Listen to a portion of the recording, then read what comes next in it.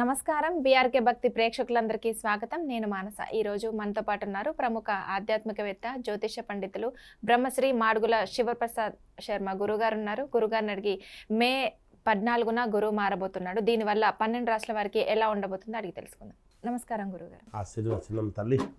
గురుగారు, మే 14న గురువు మారబోతున్నాడు. దీనివల్ల మకర రాశి వారికి ఎలా ఉండబోతుంది? ఎలాంటి పరిహారాలు చేసుకోవాలి? శ్రీ మహాగణాధిపతయ నమ. ఐం మహాసరస్వత్యే నమ. శ్రీ లలితాంబికాదేవి నమ. మకర రాశి వాళ్లకు ఈ మే నెల గురువు మారుతూ ఉండేటువంటి దాని వల్లను, అలాగే రాహుకేతువులు 18వ తారీఖు మారేటువంటి దాని వల్లను ఎలా ఉండబోతుంది అంటే బాగుంది, అనుకూలంగా ఉంటుంది, కొంచెము మిశ్రమ ఫలితాలు అనేటువంటివి కూడా ఉండవచ్చునని చెప్తాను. ఎందుకు అంటే ద్వితీయములో ఎప్పుడైతే రాహువు కుంభములోకి వస్తాడో వీళ్ళు కొన్ని పనులకు ఆటంకాలు కలిగేటువంటి పరిస్థితులు వస్తాయి. ఎప్పుడు కూడా మామూలుగా ఎదురు లేకుండా ఏలినాటి శని అనేటువంటిది పోవడం ఒకటి మకర రాశి వాళ్లకు. పోయిన తర్వాత మేలు జరగాలి కదా, ఇన్నాళ్ళు శారీరకమైనటువంటి కష్టము, మానసికంగా పడినటువంటి ఇబ్బందులకు గాను ఒక ఉన్నతమైనటువంటి స్థితి కలగజేస్తూ ఎప్పుడూ కూడా ఎప్పుడైనా చూడండి అమ్మ ఎట్లుంటుంది అంటే ఒక మంచి దగ్గర ఒక చిన్న ఇబ్బంది అనేది ఉంటుంది. ఎప్పుడైతే ఒక్కసారిగా ఉన్నతమైనటువంటిది ఒకటి మనకు వచ్చిందో దాని పక్కన ఇబ్బంది అనేది కూడా ఉంటుంది కాక, ఎప్పుడైతే ద్వితీయములోకి రాహువు కుంభంలోకి వస్తాడో అనుకున్న పనులు కొంచెము ఆటంకాలు పడటము, ఉన్నట్టుండి దగ్గరి వరకు వచ్చి వాయిదాలు పడడము అలాంటివి జరగవచ్చు అనేటువంటిది ఇక్కడ మకర రాశి వాళ్లకు.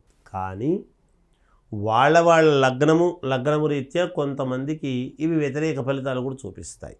వ్యతిరేకం అంటే ఏమిటి అంటే అనూహ్యముగా ఇంకా ముందుకు వెళ్ళేటువంటి విధానాలు, అనుకున్నటువంటి పనులు పూర్తి చేసుకోవడాలు, కొత్త చోట్లకు వెళ్ళటాలు, కొత్తగా మళ్ళీ ప్రయోగాలు పనులన్నీ చేసుకోవటము, అలాగే ఉద్యోగాలు చేసుకునేటువంటి వాళ్లకు పై అధికారులతో కలిసి రావటము, అనూహ్యంగా మంచి చోటికి పంపించడము లేదా శాలరీలు పెరగటము, ఇలాంటివి కొన్ని అటు ఇటు ఉంటాయి మిశ్రమ ఫలితాలుగా. అలా ఉండేటువంటి దాని వలన వీళ్ళు చేయాల్సినటువంటిది ఏమిటి అంటే మాట్లాడేటప్పుడు జాగ్రత్తగా ఆచితూచి మాట్లాడి ఈర్ష్య ద్వేషాలు అనేటువంటివి కొంచెము పక్కన పెట్టి, సహజం మానవ సహజం కదా, ఒకరి మీద మనము నిరంతరము పాతవి ఏవో మనము అనుకొని చేసుకోవటం అనేటువంటిది కాకుండా, చెప్పుడు మాటలు అనేటువంటివి విని కాకుండా మీరు ప్రత్యక్షముగా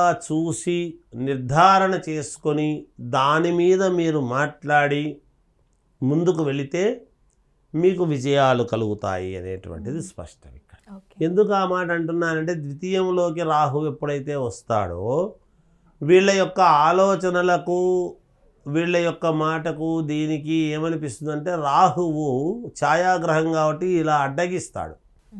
రాహు అంటే ఎవరో కాదు కదా, వీడు నా జీవితంలో వీడు రాహు వచ్చినట్టు వీడేదో వచ్చి చెప్పినాడు, ఈ దేశానికి ఏదో రాహువు పట్టాడు, బాగున్నది కాస్త ఇట్లా అవుతుంది అట్లా అవుతుందని మనం చెప్పుకుంటుంటాం. అందువలన రాహువు యొక్క ప్రభావం అనేటువంటిది వచ్చేదానివల్ల మనస్సు కొంచెం మార్పు అనేది జరుగుతుంది.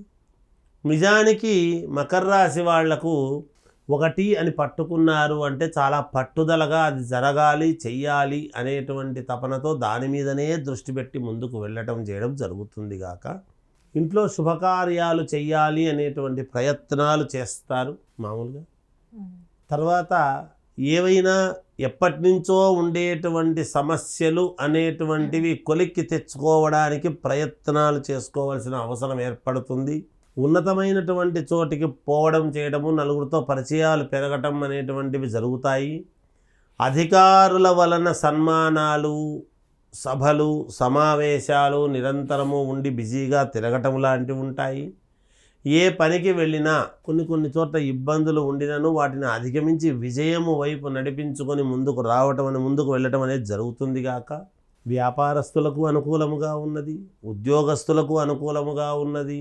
ఇక సమాజంలో అన్ని రకాల వాళ్లకు చాలా వరకు అనుకూలవంతముగానే ఉంటుంది అని తెలియజేస్తున్నాను. ఓకే. ఆరోగ్యపరంగా కూడానా గురుగారు? ఆరోగ్యపరంగా చిన్న చిన్న ఇబ్బందులు కలగవచ్చును. ఓకే. ఎప్పుడైతే ద్వితీయంలో రాహు వస్తాడో తర్వాత కొంచెం చిన్న హెల్త్ ప్రకారంగా రావచ్చును. కొంచెం ఏదో మామూలుగా చిన్న చిన్న ఇబ్బందులే కలుగుతాయి అనేటువంటిది అయితే తెలుస్తూ ఉన్నది, కానీ ఇబ్బంది పడాల్సినంత పని అయితే ఏమీ లేదమ్మా. ఓకే. ఎలాంటి పరిహారం చేసుకోవాలంటారు గురుగారు? వీళ్ళు ఎలాంటి పరిహారం చేసుకోవాలి అంటే నవగ్రహాలకు ఎక్కువగా ఆరాధించడము, నవగ్రహ పూజలు చేసుకుంటే మేలు జరుగుతుంది అనేటువంటిది ఒకటి.